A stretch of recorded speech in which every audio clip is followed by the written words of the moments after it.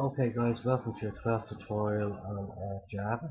I'm going to start looking at classes. Okay, so I've stripped everything out of this one and I've given it a class of vehicle. Now up here I put a class in and I call it vehicle.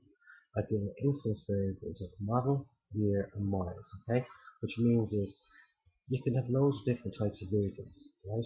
And they all have these instance variables. The variables will be different. Some miles will be 100,000, some will be 10,000. Okay, but we all have instance variables.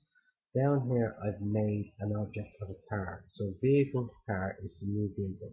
So it's a new vehicle and it's called a car. Car that model, car that year, car that was. So that's how I access the instance variables. Okay. When I run this, the car is listed as a year 2018. Right. So I'll just take this going back here. I'll just save it again. I'll just run it again. We should access the miles now as well. Now, the car has a mileage of 10,000. Now, of course, I could have left my little gap here just to make it a space here.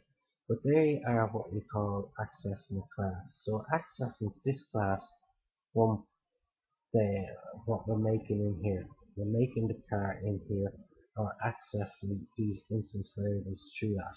Okay? We give them model, year, and miles. Once we have these instance variables, when we make an object of the vehicle and we made a car, we can access these through this class with this main method. Okay, go check out yourself lads, have a look at us and thanks for joining me. Catch you next one. See you then. Bye bye.